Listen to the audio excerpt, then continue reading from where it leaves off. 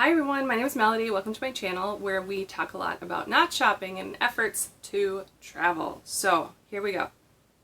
I am going to start a savings blitz.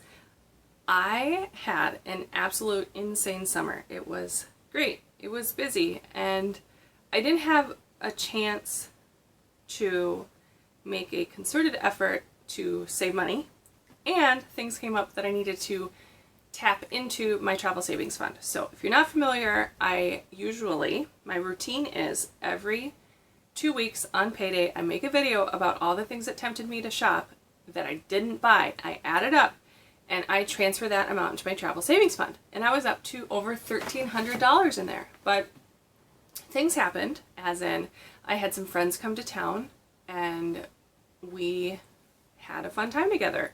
And that was like a staycation. I had to tap into my travel savings fund for that. The job I had to buy a lot of things out of pocket that was above and beyond what I normally would buy. So I had to tap into my travel savings fund for that. Most of that I was able to transfer back. But bottom line is, I wasn't doing my every 2 week payday video. I think I only skipped 2. I think one time I transferred over without actually making the video. So I think I skipped 2, and I usually do around $100 each. So it would be about $200 behind, plus the money that I took out. So I got down to in the 800s. Yikes. So over the rest of August, all of September, and all of October, I want to do what I'm calling a savings blitz. And I want to get back up to not only where I was, so the actual loss, but I also want to recoup the potential loss. So had I done those 2 I will not buy it, plus the ones that are coming up. So I want to transfer a little bit more than typical so that by the end of October, I am where I would be projected to be had I not had this crazy summer where I transferred things out. I think it's perfectly okay to use the travel savings fund for travel, that's what it's there for, and for staycations and whatnot. So I'm not feeling down on that. It was a little bit more than I should have, but I still want to recoup it. I do also have a trip coming up to New England, just a little road trip. It's gonna be like 3 days, and I might have to tap into it for that. Okay, so those sorts of things I will take account of and determine where I come out on the other side to determine if I want to pay myself back for those or just have that be part of my travel account, like why it's there. But bottom line is, I am so glad that I had that fund there that I could tap into. And had I been shopping like I had been shopping prior to my no-buy, it wouldn't have been there for me to use it.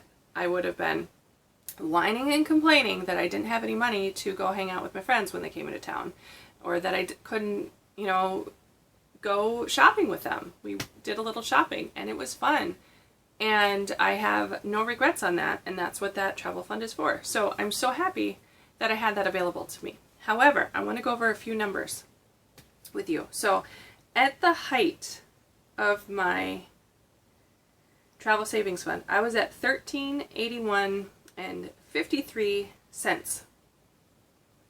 And that was, I remember I had already taken out about $100 for my trip to Myrtle Beach. So, but I'm not going to count that against this. Like, that's what this is for. So I'm just going to go with $13.81.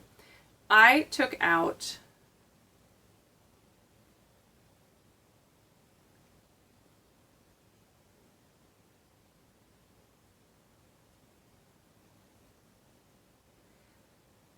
a lot of money. So I remember doing a $200 transfer out and a $300 transfer out. And those were all related to, those were both related to when my friends came into town. So that's $500. Then I was able to transfer $400 back in. But then I took out, so then I was back up to $12.81. Then I took out 50 and then another 150. I'm not sure what those were for. And then another 50 and another 60 and another 100. And then I transferred in 229. So right now, as it stands, I'm at $1,154. I got 1 penny interest. So I am $280 some behind what I would have been had I not transferred stuff out and I stopped saving.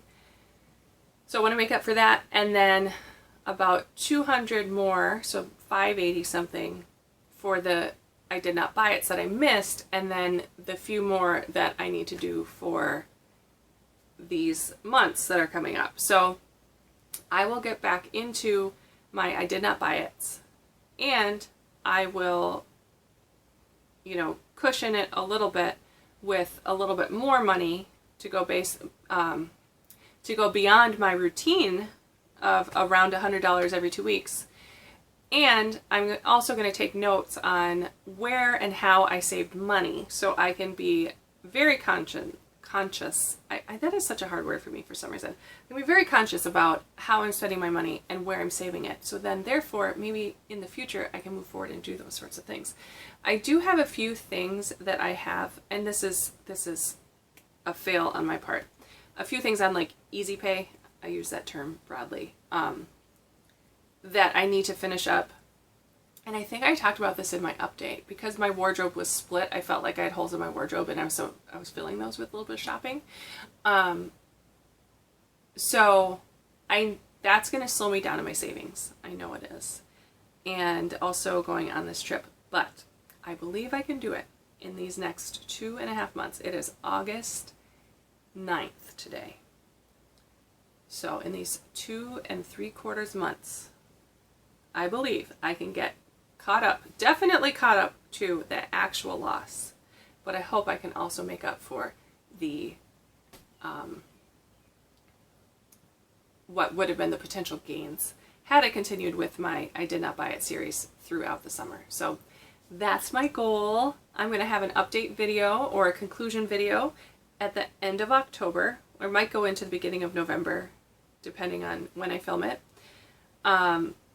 And maybe I'll do an update in the middle. We'll see. But I would love to know, okay, what are some tips that you can give me for saving little bits here and there, and how to transfer, not how to transfer, but like, would you say transfer at the end of every week? Any little bit extra that I saved? Or what would you do? You know, I'm not one that goes out for coffee a lot, because I know that's a big one. People are like, cut out your Starbucks. I don't do that.